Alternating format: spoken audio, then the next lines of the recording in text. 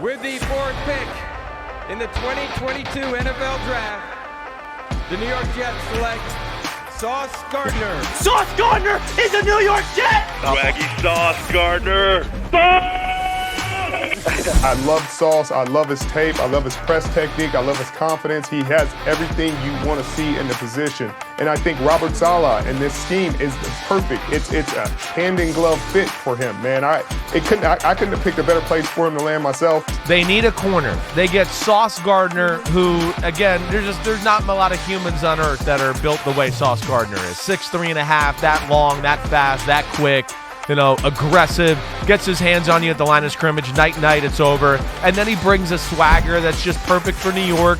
And again, it's New York and Robert Saleh. Saleh came from the Seattle scheme and all that. They got their version of a better Richard Sherman, where Saleh grew up in Seattle. They got that guy. But I think this is a franchise-changing draft for the New York Jets. You get Sauce Gardner at 4, who is going to become Robert Saleh's Richard Sherman in that scheme. Sauce Gardner has been one of my favorite players this entire draft, this entire process, but I never expected him to be a New York Jet because I never expected Joe Douglas to actually do it. And Sauce Gardner is now a New York Jet. With the 10th pick in the 2022 NFL Draft, the New York Jets select Garrett Wilson. It's Garrett Wilson. The New York Jets have just got 2 big-time playmakers. To line up with Elijah Moore and Corey Davis, and Zach Wilson gets himself a top-notch wide receiving prospect. Daniel Jeremiah, your thought? This dude is a weapon. When you get the ball in his hands, jet sweeps, he can make a house call on it. He understands route running, how to attack leverage. There's a lot of polish there. He turns corners inside out routinely. He can win with his quickness right off the line. Watch this release and the separation he creates down in the red zone for a nice, easy touchdown. I believe that Garrett Wilson is going to be the most impactful rookie receiver in this class. And I think we see Zach Wilson play like he did the last 6 games of the year, times 10, and have a phenomenal second season. Wow, you think he's at the caliber of someone like Jefferson, potentially? Yeah, I do. Wow. Garrett Wilson, yeah, I think he has. And you got a speed burner, do-it-all wide receiver in Garrett Wilson. To me, they addressed their 3 biggest needs in the first round, and guys that I think are going to be real difference makers type of players for the New York Jets. Are we actually going to come away with Sauce Gardner, Garrett Wilson, and Jermaine Johnson? Yo, this happens. That's the craziest thing ever. Yo! Jermaine. Yeah! Yeah! Let's Jermaine Johnson! Leading up to it, they jumped back into the first round to get Jermaine Johnson, which everybody thought was a steal in the draft at 26 overall. Double J. Yes, On sir. a 30 visit, what'd you say? You said, come get me. Yes, sir.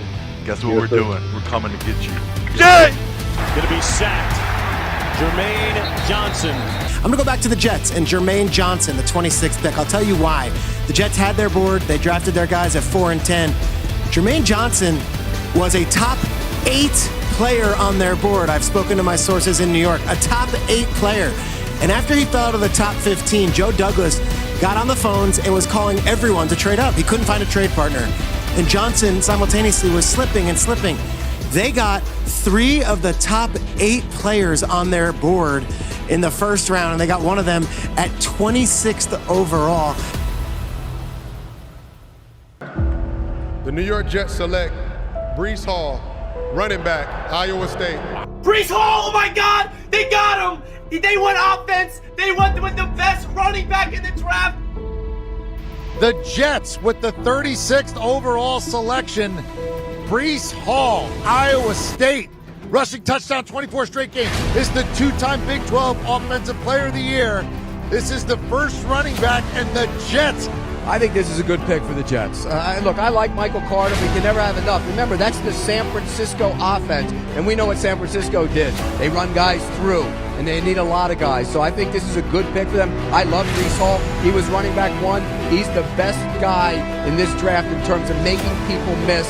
You don't get clean shots on him. I think he's going to be a big-time player in this. Watch this catch from Breece Hall. Are you kidding me? That's why he's one of the best running backs in America, folks. That's why he's probably going to get drafted in the first round. Jack Trice Stadium. 1st and 10, here's Breece Hall, looking for history. Hall with his 24th straight game with a rushing touchdown into the NCAA record books. Think about now Breece Hall and Michael Carter, who they drafted in the 4th round last year. These two guys together, they can run it and they can catch it out of the backfield. That's the key here. That's how this is going to help Zach Wilson. Of course they're going to run the football with him. He's big, strong, physical, great patience behind the line of scrimmage, great second-level burst, and finishing strength. I said before in the open, you better buckle your chin strap when it comes time for him to finish. Look, New York Jets fans, Jets, Jets, be happy. Just be happy. Breece Hall, welcome to the New York Jets. They get the best running back in the draft. And now we have Michael Carter and Breece Hall as the dynamic duo.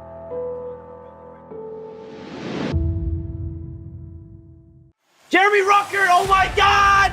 The Long Island native is a New York Jet! The number one best tight end in this class, who's got some of the least production, and that's where just production don't mean jack diddly squat, is Jeremy Ruckert from Ohio State. I have no doubt that this is the best tight end in this draft. Because? Because he's the only one that is good in all areas and everything, to where put him down with the hand at the line of scrimmage, you're going to be just fine. You know, put him at fullback and you need him to smash the middle linebacker and really hit him. He's going to do that.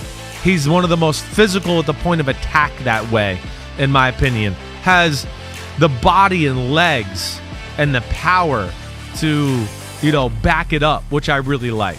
And then, even though there's not the catches or anything like that, really one of the more impressive, I thought, route runners. Split him out. Yeah, he didn't get the ball, but damn, that was a good route. It was a great release. Has real speed to, like, threaten people up the seam or down the middle of a cover 2 safeties, things like that. To me, this is a guy that the talent shows itself on the film.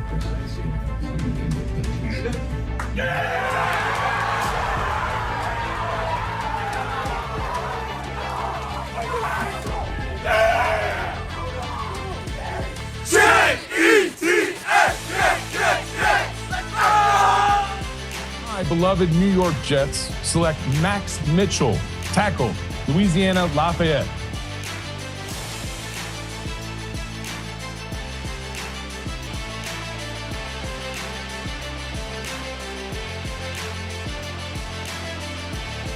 Michael Clemons, defensive end, Texas A&M.